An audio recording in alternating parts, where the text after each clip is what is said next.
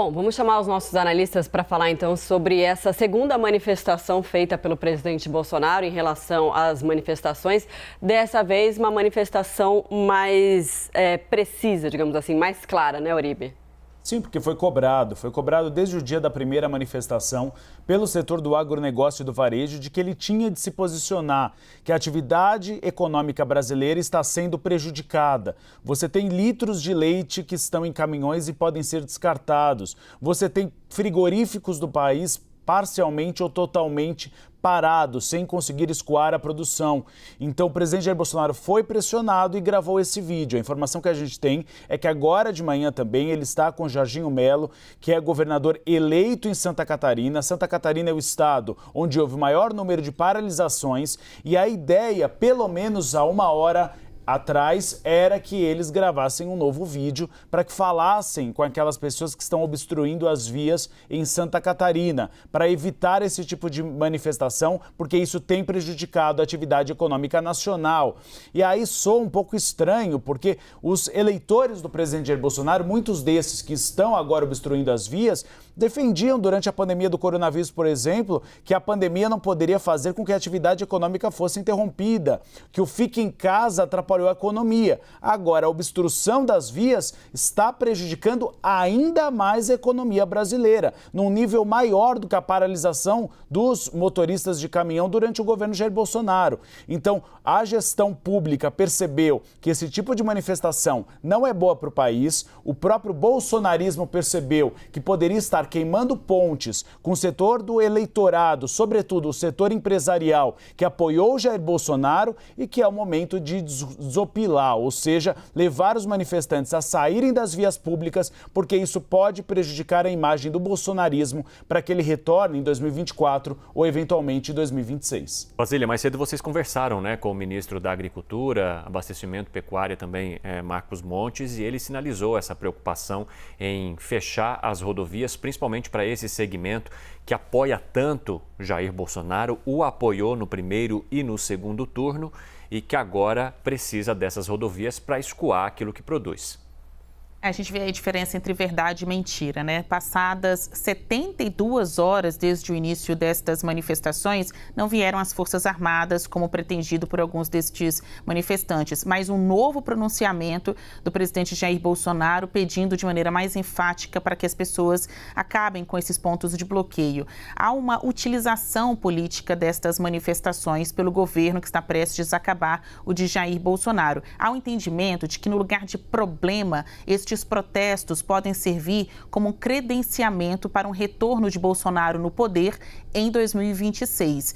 Bolsonaro, antes de fazer este novo pronunciamento, esteve reunido com vários de seus auxiliares, entre eles ministros. A gente chegou a relatar aqui que tão logo veio o resultado das eleições, o presidente se fechou em copas, ele estava mais uma figura negacionista do resultado, né? Entre negação e isolamento, mas depois mudou. Tanto é que veio o primeiro pronunciamento, Bolsonaro passou a conversar com vários de seus aliados e em uma conversa no Palácio da Alvorada com ministros foi feito um diagnóstico a Bolsonaro, que a cada hora de paralisação nas rodovias, a cada hora de bloqueio nas estradas, diminuía também o patrimônio político de Jair Bolsonaro. Então, o projeto vai além. A ideia realmente é utilizar estas manifestações que governistas dizem não são golpistas, são democráticas, para mostrar que a população ficou aí, pelo menos metade dela, insatisfeita com o resultado das eleições e que Bolsonaro não descerá desse palanque, ainda que não seja mais dele, por se tratar de um ex-presidente,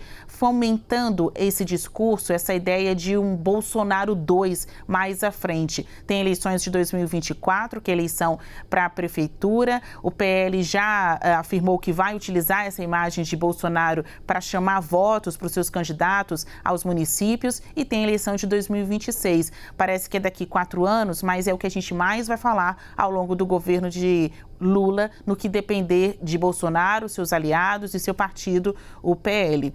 De acordo com Marcos Montes, o ministro o ministro da Agricultura, estas manifestações estavam servindo como um bumerangue, ou seja, tinham o poder de atacar, mas esses ataques estavam vindo para eles mesmos, uma vez que é dramática para o agronegócio a interrupção de rodovias, porque prejudica o escoamento da produção rural, do campo, né, o ir e vir das pessoas, e não só isso, como bem colocou o Uribe, alimentos, medicamentos, atrapalha a vida de todo mundo. Pois é, né, o Borges, esses protestos precisaram impactar a economia, ter uma repercussão ruim em vários setores da economia, exatamente para o presidente Jair Bolsonaro aí sim se manifestar de uma forma mais contundente. Exatamente, Marcela. Essas declarações que ele tem dado, a primeira, então, lida palavra por palavra, ficou muito claro, até vi uma discussão, quem escreveu foi o pessoal da política, foi o pessoal do gabinete do ódio, foi o pessoal da ideologia, quem escreveu foi o departamento de compliance, foi aquele pessoal que vê o que pode gerar um processo judicial ou não. Cada palavra foi estudada com muito cuidado para, agora que o presidente Bolsonaro está às vésperas de perder o foro privilegiado e perder aquele manto de proteção de Augusto Aras, de Arthur Lira, enfim, ele pode estar exposto a investigações do Ministério Público de primeira instância, de decisões de juízes de primeira instância. Então, ele começa a ter muito cuidado com cada palavra que é falada, com cada coisa que é colocada e também com uma possível responsabilização dele em relação a essas manifestações. Então, por exemplo, tem um trecho que eu tinha visto aqui, que ele, por exemplo, ele diz o seguinte: os atuais movimentos populares são frutos de indignação e sentimento de injustiça de como se deu o processo eleitoral.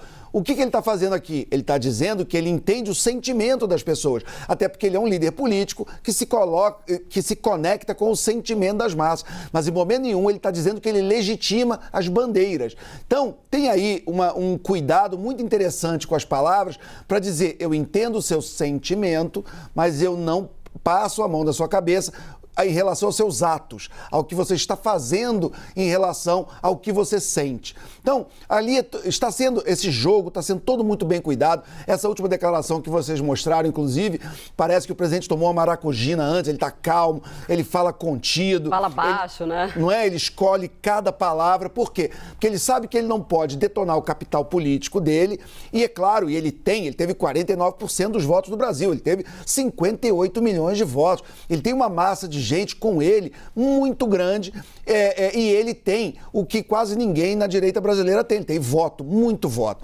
E isso dá para ele um poder muito grande, de barganha para o que ele quiser daqui para frente. Ao mesmo tempo, ele não quer ter problemas com a justiça. Ele sabe que muitos dos seus apoiadores fazem manifestações antidemocráticas, que fazem ataques ilegais e criminosos às instituições do país, e ele não pode, não deve, de forma alguma, estar associado a isso, porque isso realmente pode gerar problemas muito sérios para ele. Então, ele tem dado manifestações que também ajudam a se destravar a economia, a poder também, ele não perder o apoio de setores muito importantes, como do agro, da indústria, algumas partes da elite brasileira que estavam com ele, fechadíssimas com ele, apoiando a campanha, mas que, claro, não querem ver a economia do país parar. A eleição já passou, ele já perdeu, democraticamente, é olhar para frente e tocar o barco. E o ponto que o Uribe levantou também, eu já tinha levantado no Twitter também, essa história de como é curioso, né? Quer dizer, o pessoal que falava contra as medidas sanitárias na época da pandemia, quando você sair de casa era risco para sua vida, risco para sua família, porque você podia sair, se contagiar e trazer o vírus para sua casa e contagiar uma criança, contagiar seu pai, seu avô, enfim, quando sair de casa era um risco à saúde. E isso eles achavam que não tinha um problema. Mas agora, para pedir fechamento de Congresso, do Judiciário, para pedir ditadura, aí pode travar o país, pode parar a economia. Tem alguma coisa errada aí nesse argumento. Basílio, essas manifestações, muitas antidemocráticas, mostram uma tendência de oposição a Luiz Inácio Lula da Silva e a seu governo que vai além do Congresso?